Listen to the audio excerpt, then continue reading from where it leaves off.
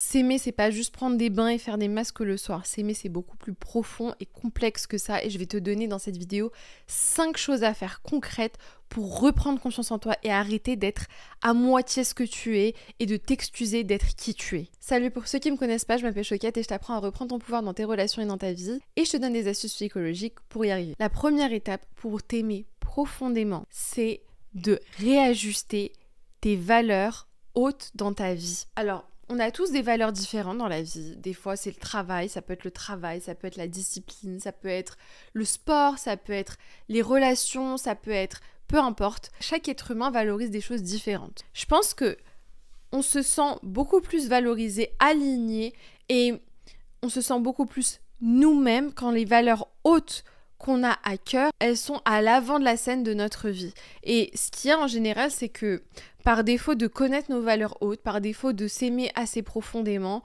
on met nos valeurs hautes et ce qui est vraiment important pour nous sur le côté parce qu'on a peur.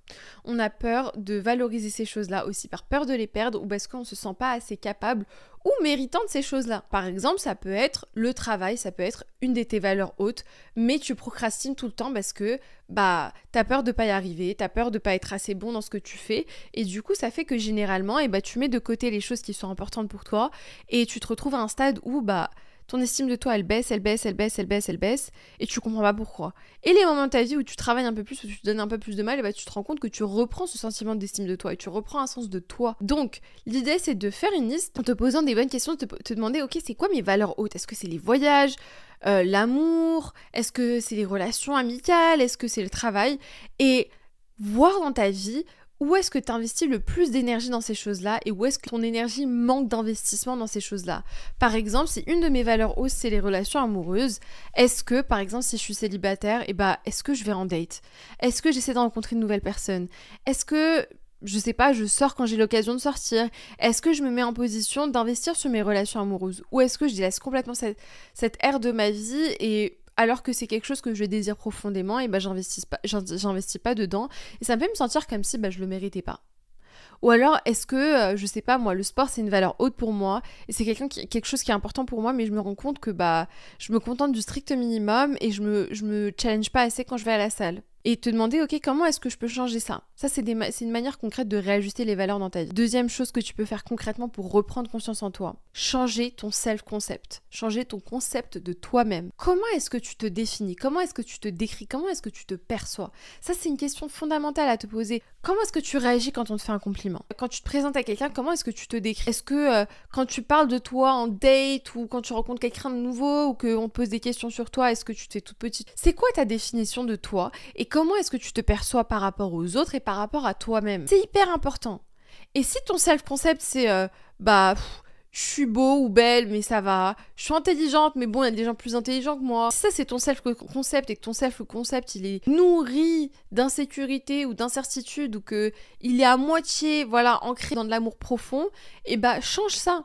Comment est-ce qu'on se redéfinit? C'est quoi la définition de toi que tu veux avoir? Adopte-la. Et moi, je suis quelqu'un d'ambitieux. Je suis quelqu'un qui donne beaucoup d'amour, qui sait aimer profondément. Je suis quelqu'un qui sait être réservé, mais qui sait aussi être très sociable quand j'en ai envie et quand j'en ai besoin. Je suis quelqu'un qui est hyper jovial. Voilà, c'est quoi la définition profonde que tu veux avoir de toi-même? Et c'est quoi les qualités que tu peux reconnaître chez toi-même, que tu as naturellement? Et c'est quoi les qualités que tu aimerais adopter? On passe tellement de temps, et c'est naturel, notre cerveau il fait ça, c'est que ton cerveau il va tout le temps aller naturellement vers le négatif. C'est quoi le négatif? Qu'est-ce qu'il y a de négatif chez moi? Tout le temps, parce que c'est un peu un mode de survie de ton cerveau. Le négatif, c'est un peu... Penser au négatif, c'est un peu comme si tu te préservais de ce qu'il y a de négatif, alors que pas du tout, en général, ça fait que le nourrir et grossir. Ton cerveau, pour avoir un sentiment de contrôle sur ce qui est, il va tout le temps se projeter sur le négatif et nourrir les pensées négatives parce que c'est en général ce qui indique un danger. Et alors ça permet de survivre dans le moment présent. Mais ça, on oublie, on essaie de dépasser ça. Focalise-toi sur le positif. Qu'est-ce qu'il y a de positif chez toi? Ça peut être ta manière, je sais pas, de rire. Ça peut être ta manière d'écrire. Ça peut être ta manière d'être avec tes amis et ta famille. Ça peut être ta manière d'aimer. Ça peut être Toutes ces choses-là, ça peut être fondamentalement ton self-concept. Et ton self-concept, tu peux commencer par le baser sur ce qu'il y a déjà de positif sur toi et sur ce que tu aimerais être et commencer à te définir par ces choses-là. Et ben moi, je suis quelqu'un de capable de réaliser des choses incroyables. Ça, c'est ton self-concept. Alors, définis ton self-concept comme toi, tu l'entends, comme toi, tu as envie d'être. Troisième chose que tu peux faire pour reprendre confiance en toi, c'est apprendre à dire non. C'est fondamental. Apprendre à dire non.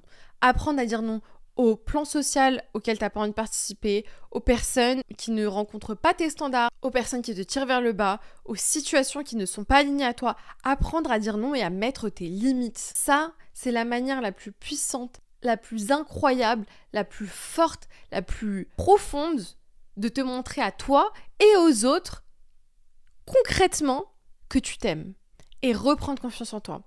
En général, quand tu as une estime faible de toi, ce que tu vas faire, c'est que tu vas faire souvent passer les autres au-dessus de toi. Leurs désirs, leurs pensées, leurs besoins. Et toi, tu t'oublies complètement. Complètement. Parce que les autres, ils sont là et toi, tu es là. Alors que quand tu prends des actions comme ça, en fait, des fois, c'est l'émotion qui crée la réaction, mais des fois, c'est la réaction qui crée l'émotion. L'émotion, c'est sentiment de ne pas être assez. Réaction, c'est faire passer les autres avant moi. Mais si je me fais passer moi avant les autres, l'émotion, ce sera « Ah bah en fait, j'ai de la valeur.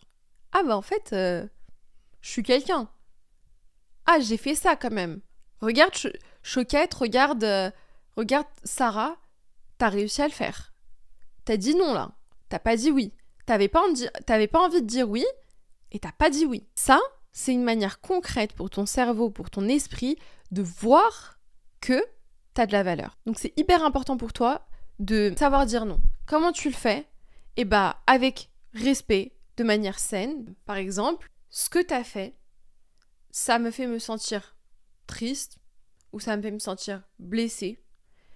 J'aimerais qu'à l'avenir, tu respectes le fait que si tu t'adresses à moi ou si tu veux faire ça, fais-le différemment. Parce que moi, ça ne me convient pas. C'est l'idée d'être dur, mais c'est un peu, comment on dit ? L'expression, c'est une main de fer dans un gant de velours. C'est exactement ça que je veux dire. Donc, l'idée, c'est d'être ferme, mais avec douceur, politesse et amour. Tu peux mettre des limites sans être irrespectueux et respectueuse. Tu peux mettre des limites en étant doux, douce. Tu peux mettre des limites en étant gentil. T'as pas forcément besoin d'attaquer les gens pour dire non. Tu peux dire non gentiment. Plus tu vas faire ta paix avec le fait d'être perçu comme le ou la méchante de l'histoire, et plus tu vas réussir à atteindre un nouveau stade de qui tu es. Et je dis pas ça en mode sois cruel avec les gens et on s'en fout de tout le monde et il y a que soi qui compte. Non. Ce que je dis, c'est en général, quand on est people pleaser, quand on fait toujours passer les autres avant nous, on a cette peur profonde qui nous garde dans des relations, dans des situations qui sont extrêmement inconfortables ou toxiques pour nous, d'être perçu comme le ou la méchante de l'histoire. Et par peur d'être perçu comme le ou la méchante de l'histoire, on est l'hyper gentil qui se fait tout le temps marcher dessus et qui est jamais mis en avant ou auquel personne ne pense, qui s'oublie tout le temps. Et le problème avec ça, c'est que cette peur d'être perçue comme le ou la méchante, ça t'empêche de t'aimer profondément. Pourquoi ? Parce que tu oublies tout le temps tes besoins, parce que tu fais tout le temps passer les autres avant toi, parce que tu t'excuses tout le temps d'être toi-même, parce que tu t'excuses tout le temps de tes besoins profonds. Et ça, c'est ce qui t'empêche aussi de t'aimer profondément. Donc fais la paix avec le fait d'être le ou la méchante de l'histoire, parce que sache que tes personnes à toi, soit tes amis, ta famille, ta partenaire, tes personnes à toi, elles te valoriseront quoi qu'il arrive. C'est pas une histoire de oh, elle était pas contente quand je lui ai mal parlé, ou oh, elle était mal... Non. Tes personnes à toi, elles t'aimeront encore plus quand tu mettras des limites et que tu seras ferme dans qui tu es, dans ce que tu veux. Parce que les personnes qui vont s'offenser quand tu vas leur dire non ou que tu vas leur mettre des limites, c'est les personnes qui bénéficient de ce que tu leur apportes et qui ne sont pas là pour qui tu es. Elles sont là pour ce que tu leur apportes. Totalement.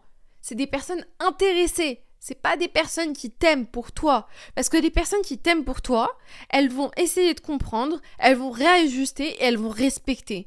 Le reste, c'est du bullshit. Le reste, c'est pas tes personnes. Et je m'en fous que ce soit tes amis, ta famille, tes partenaires. Le reste, c'est du bullshit. Une personne qui t'aime profondément et qui est là pour toi, c'est une personne qui va respecter tes limites et qui va se faire à cœur joie de respecter tes limites. Apprends à dire non. Et sois ok avec le fait d'être le ou la méchante de l'histoire. 4e chose, prends des risques. Prends des risques. Prends des risques. Sors de ta zone de confort. Le problème, c'est que ton self-concept, je fais un pont avec le 2e point, ton self-concept, il peut pas évoluer si tu prends pas de risques et que tu restes tout le temps dans ta zone de confort. Si tu es tout le temps dans ta zone de confort, et bah tu restes qui tu es et tu changes pas et t'évolues pas. Tu as besoin de preuves concrètes que t'es pas ce que tu penses être. Et quand je dis que t'es pas ce que tu penses être, c'est-à-dire cette pensée négative et cette définition négative que tu as de toi. Tu as besoin de preuves concrètes que t'es pas cette version négative de toi et que tu es une version qui est beaucoup plus développée que ça, qui est beaucoup plus complexe, qui est beaucoup plus complet. T'as besoin de preuves concrètes. Et comment tu fais ça? Comment tu te montres que t'es pas cette personne-là? Tu sors de ta zone de confort. Tu t'offres la possibilité d'avoir de nouvelles expériences. Parce que sortir de ta zone de confort, ça va te donner le courage d'être profondément toi-même et d'apprendre à savoir qui tu es. Parce que c'est difficile de t'aimer si tu sais même pas qui tu es. Profondément, t'as besoin de savoir qui t'es pour t'aimer. Si tu sais pas qui t'es, eh ben tu peux pas t'aimer. Ou alors tu vas avoir une idée approximative que tu vas baser sur des idées négatives qui ont été instaurées de par tes traumas depuis l'enfance. Et là, forcément, tu vas avoir une estime de toi qui est très faible. Alors, comment est-ce que tu arrives à avoir un concept de toi qui est ancré, qui est créé profondément à l'intérieur de toi? Tu sors de ta zone de confort, tu confrontes qui tu es à l'extérieur et à de nouvelles expériences. C'est fondamental. Si tu es tout le temps dans ta zone de confort, et bah tu vas tout le temps répéter les mêmes actions tous les jours et tu vas avoir les mêmes choses et tu as un concept de toi qui est approximatif. Ah, je pense que je suis courageux, courageuse, mais je me mets jamais en position de tester ça. Bah non, teste. Va parler à un inconnu. Va dans un café et commence une conversation avec quelqu'un.